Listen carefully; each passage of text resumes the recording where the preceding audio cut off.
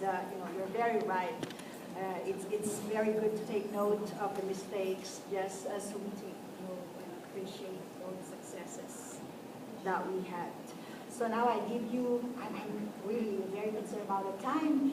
So now we will have Jean Judes from Israel to share the project that she's doing for children with disabilities. Okay, well, while Georgia is trying to get my presentation on the screen, good afternoon to everybody. On the right-hand side, there will be international signing, and on the left-hand side, there will be my presentation. Thank you so much, Honourable Chairs, for inviting me to be part of this important discussion on the power of partnerships for changing the reality of one of the most vulnerable groups, children with disabilities. We know from the 2005 UNICEF report that there are 150 million children with disabilities. We know that 80% live in developing countries. We also know that these children are subject to 3 to 5 times more abuse and violence than typical children. And we know and believe that under the CRPD, we have an obligation to ensure that no child is left behind. Not sure if this is...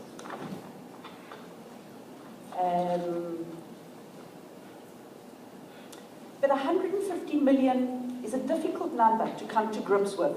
So I'd like to share with you the story of one person behind the statistic, someone who has inspired me and taught me so much from his personal journey. Nawaf, who was born 37 years ago in the Israeli Arab village of Kalansoa, in the center of Israel, has a severe regressive disease. His father died when he was very young, and his mother raised 11 children under very difficult circumstances. As a young child, he was stoned by the children in his community and called a monster. His school wasn't accessible, so his brother carried him on his back to the classroom.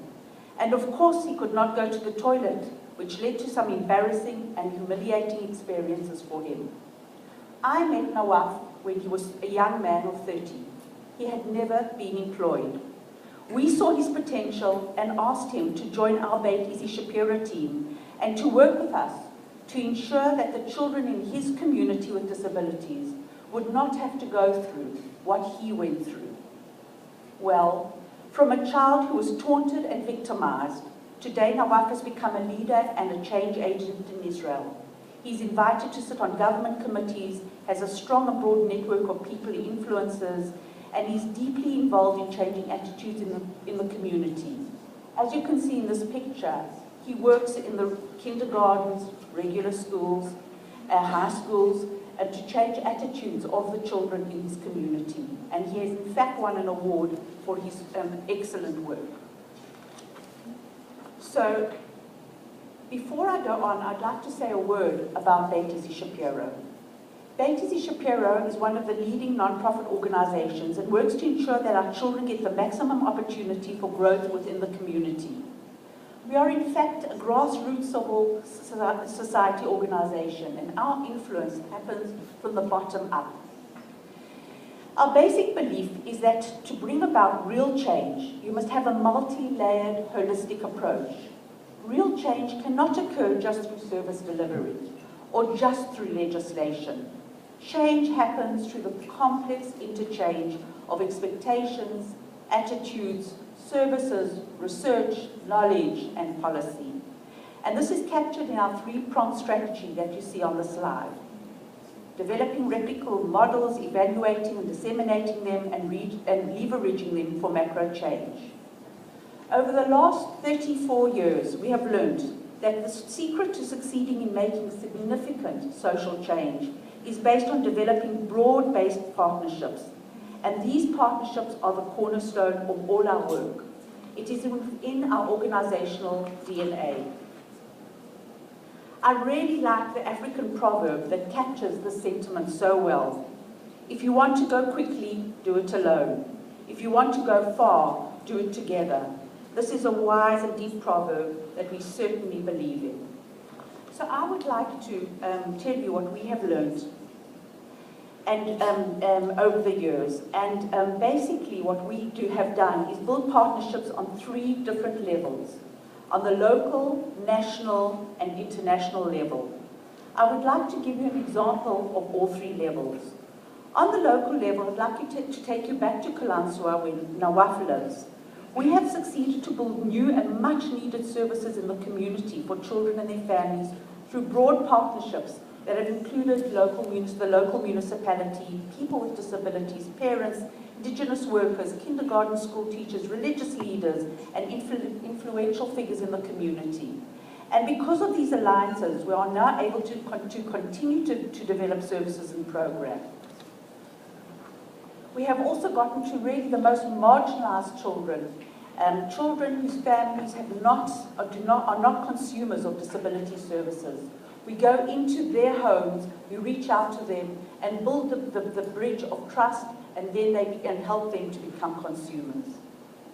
But one of the things that we know is that in order to go from the local level to the national level, we have to have evidence-based practice. So we really research all the models that we develop on a local level.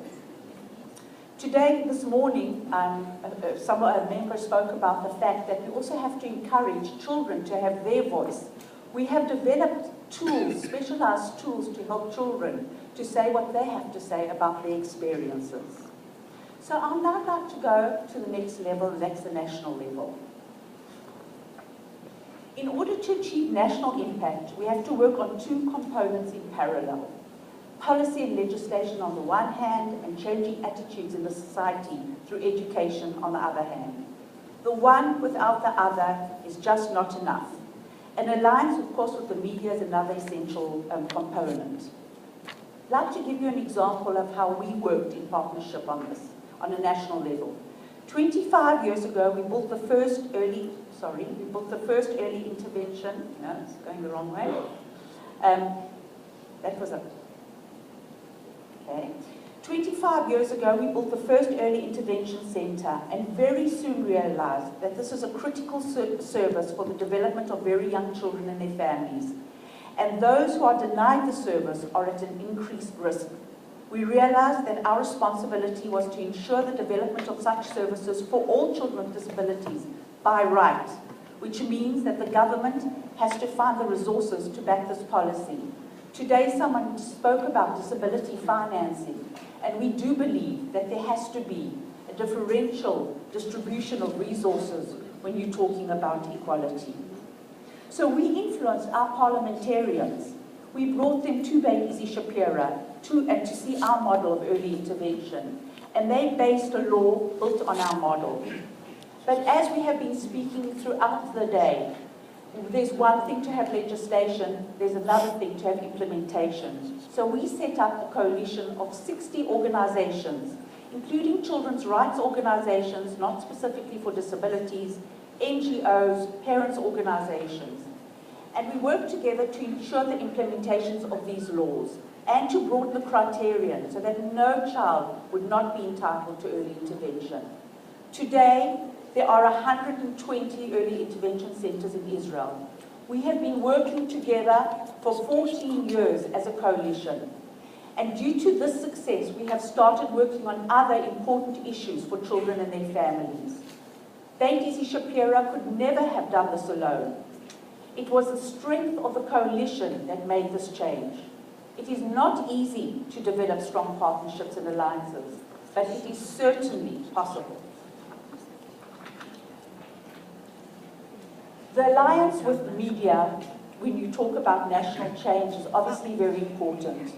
Last year I spoke about how we partnered with Sesame Street and built a character, Sivan, on a wheelchair, and her message, the overt and the implicit and explicit messages that we managed to get through on a national level certainly reinforced the changes of attitudes that we work so hard to make.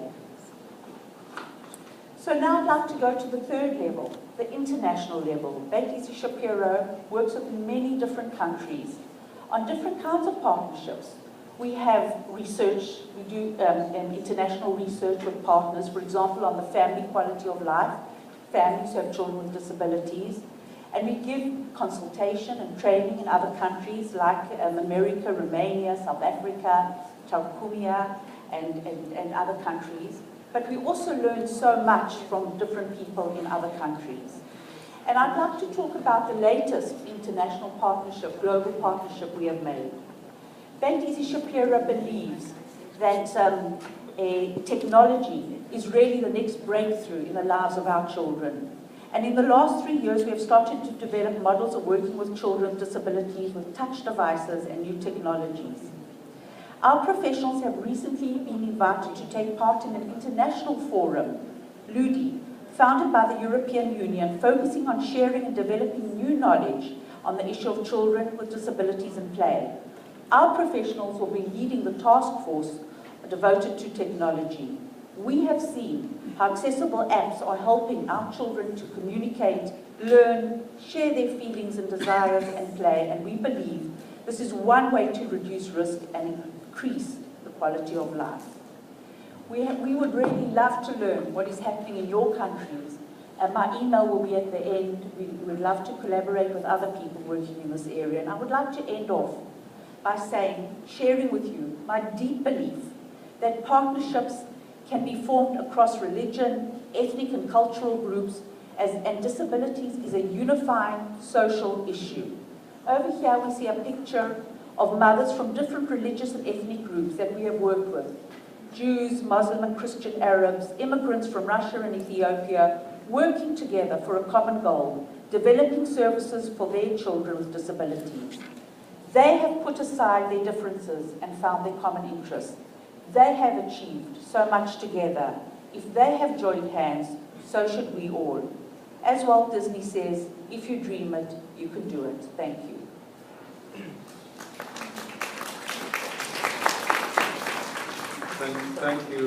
Thank you, Jean, for your very impassioned and enlightened presentation. It's really amazing what your organization is doing and has done for so many years, and bravo to you. And any initiative that involves children, I don't think anyone in this room or anyone will disagree with what you have to say. You know, we're all on board and we support all your endeavors. A big bravo to you. I will now pass on to Judes. Thank you. And our last presenter for this afternoon